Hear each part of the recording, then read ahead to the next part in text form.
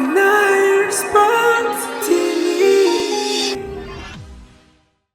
Uno musi finale rero igiye gukina umugwi wa Paris Saint-Germain n'umugwi wa Inter de Milan. Mukagena mukuraba. Iyi migwi ahantu yagiye iraca bantu b'Imana iyi match irakomeye. Sinkonfirmye à 100%. Ariko Luis Enrique bagiye guhura nande? Luis Enrique n'umunyespanyol. Bagiye guhura na Simon Inzaghi umutaliyano. Luis Enrique nyibuke Paris Saint-Germain niwo mugwi wonyene ushitse ku rukino rwa nyuma waciye muri muri barrage mu majonjora. Iyi ni migwi yose yaratashe. Paris Saint-Germain yaraje bahura na Man City mu nkino z'amajonjora irawutsinda. Man City irafise UEFA Champions League imwe yayitwaye ryari 2023. Paris Saint-Germain yaraje isezerera inde umugwi wa Liverpool muri kimwe cya kane gishiri cya nyuma. Ni umugwi wa Liverpool ariko urahabwa amahirwe menshi kushobora gutwara UEFA Champions League kuko warekanye ko umwaka ari uwo mugwi wari ufise abakinyi beza cyane. Yarawusezereye wasezerewe na Paris Saint-Germain. Paris Saint-Germain yarivuye hehe muri barrage igasezerera iyi Liverpool ifise UEFA Champions League zinga zitandatu, sivyo? Iyo ni imigwi ya hehe mu Bwongereza. Paris Saint-Germain yaraje gisezerera muri kimwe cya kane. Muri kimwe cya kane gishiri cya nyuma Aston Villa. Aston Villa nayo ni ya hehe ni mu gihugu cyo mu Bwongereza. Ifise UEFA Champions League nayo imwe. Sivyo? Bivuze ko Paris Saint-Germain imigwi yose yasezereye ikomeye yo mu Bwongereza gashireko yo mu Bwongereza irafise UEFA Champions League. Mukaba muzi ko abanyamupira pana bafana kantu mubare ndakunda gukoresha. Dushobora gukona umupira w'amaguru dakunda umupira wo mu Bwongereza. Umupira w'amaguru watanguriye he mu Bwongereza. Imigwi ikomakomeye niyo mu Bwongereza. Rero no musi Paris Saint-Germain ikuyemo imigwi yo mu Bwongereza ikaze harimo no guhabwa amahirwe yo gutwara UEFA Champions League Liverpool. Kandi imigwi yose irafise UEFA Champions League. Ego nivyo Inter de Milan nayo irasezereye nde Barcelona. Mu buryo bumeze gute? Mu buryo bugoranye kandi n'urukino rwavuze ko amajambo menshi. Urukino twabonye mu bitsindo bitandatu kuri indwi kuri bitandatu. Ibi bitsindo indwi vyande vya Inter de Milan kuri bitandatu vya Paris vya Barcelona. Urumva ko iyo match ni vya Inter de Milan inganya ariko iri un peu équilibré. Bitandukanye na Paris Saint-Germain. Abantu bakurikanye iyo Champions League barayibonye.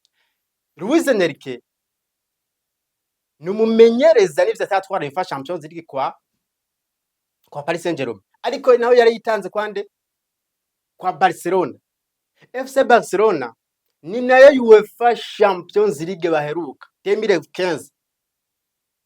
Batsinze ibitsindo bitatu kuri kimwe. Yari finale. Bamenyezwa nande? Bamenyezwa n'uyu mugabo Luis Enrique. Uno musakina agiye gukina finale kandi asezereye imigwi ikomeye mu Bwongereza. Inter de Milan nayo nivyo ifise kahise keza muri UEFA Champions League. Uko Inter de Milan nayo tandukanye n'iyi Paris Saint-Germain agiye guhura. Inter de Milan ifise UEFA Champions League zitatu. Yari imaze imyaka nayo 15 idatwara UEFA Champions League. Yari gutwara UEFA Champions League mu mwaka wa 2010. Mubuke ko mugabo mu myaka mu 2023 bavuye mu kurukino rwanyu batsinzwe nande? Batsinzwe na Man City, Pep Guardiola. Igitsindo cha Rodrigo Cascante. Rero no musi iyi match jewe ndavya Paris Saint-Germain yaciye.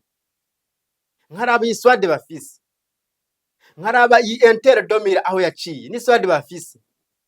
Tukaba tuzi ko Inter de Milan batubwira ko ari migwi, ari umugwi nuvuga udatsindwa kenshi bitsindo. Ariko twarabonye kutsindwa n'abagabo bakuze bafise experience ariko nabo wateguye neza biratsindwa. Rero jewe ndabye ayi imigwi yagiye iraca ndabona iki gikombe cy'uno mwaka kubwi wanje ibije byinshi Paris Saint-Germain igikombe cy'uno mwaka izogitahana abari yo ncuro yabo ya mbere itwaye muri UEFA Champions League.